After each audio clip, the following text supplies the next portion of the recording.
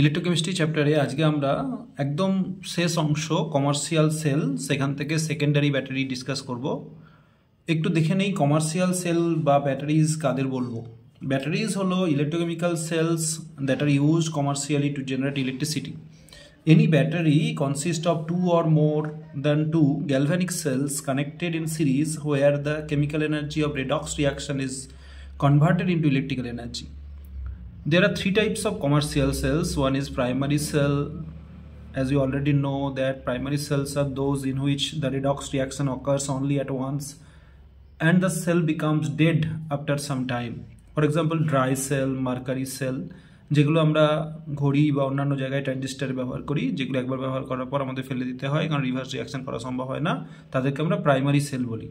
আর secondary sell, যেটা আমি আজকে মেনলি ডিসকাস করব, পরীক্ষাতে প্রশ্নও আসে, সেটা হলো secondary cells are those which can be recharge by passing an electric current through them and hence can be used over and again. অর্থাৎ আমরা চার্জ শেষ হলো ওকে আবার রিচার্জ করলাম, চার্জ শেষ হলো রিচার্জ করলাম, এরকমভাবে বারবার রিপিটেডলি চার্জ করে ব্যবহার করতে পারি। এবং যার চার্জিং এবং ডিসচার্জিং টাইমটা অনেক বেশি, অর্থাৎ বারবার তাকে চার্জ এবং ডিসচার্জ করা যাবে, এই সাইকেলটা অনেক বেশি, সেই ব্যাটারিটা তত বেশি ভালো।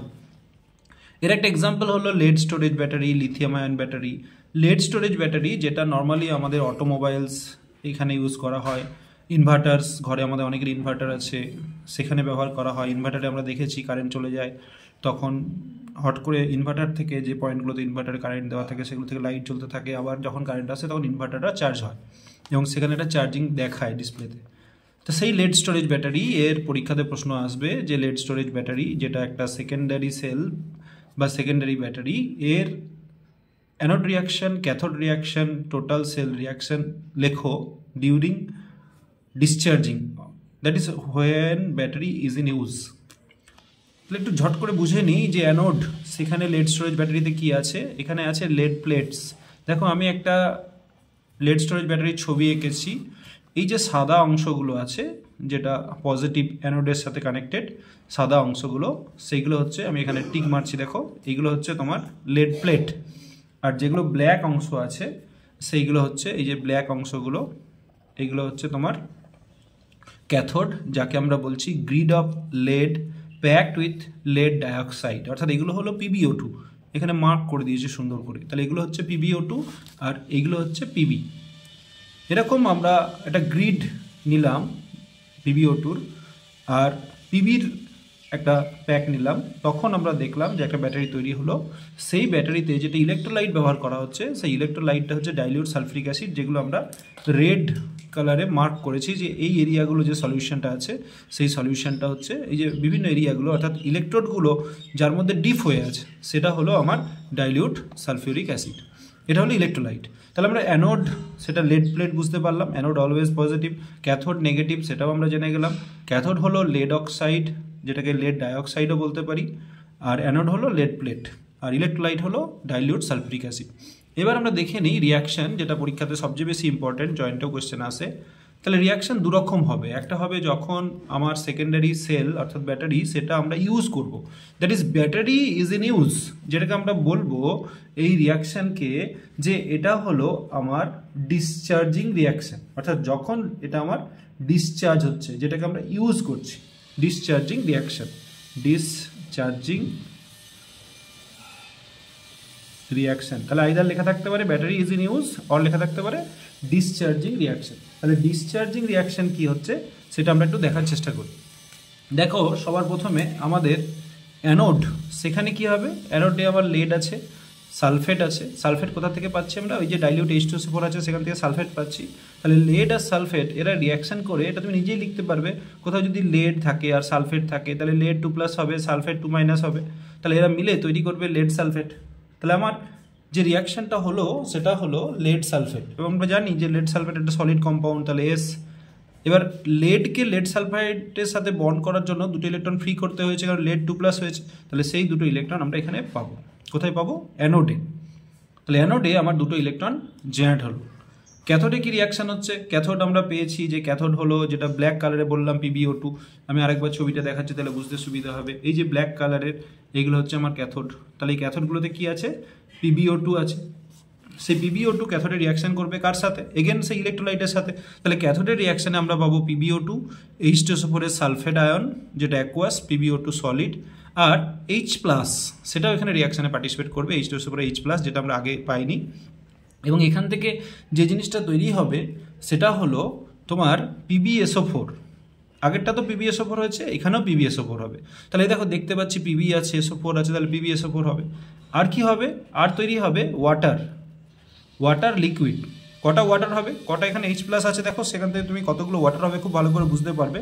তাহলে এখানে H+ আছে 4টে, অর্থাৎ 2টো ওয়াটার হবে। এখানে কত বসবে, 2 বসবে। এগুলো মনে রাখতে হবে তো, ব্যালেন্স, আর ব্যালেন্স না লিখলে নাম্বার দেবে না। তাই 2টা কী করে আমরা গেস করবো, এই 4 থেকে আমরা 2টা গেস করবো। আর PbSO4 সেটা সলিড, তাহলে এখানে S লিখে দেবো, ওয়াটারটা লিকুইড, এখানে L লিখে দেবো।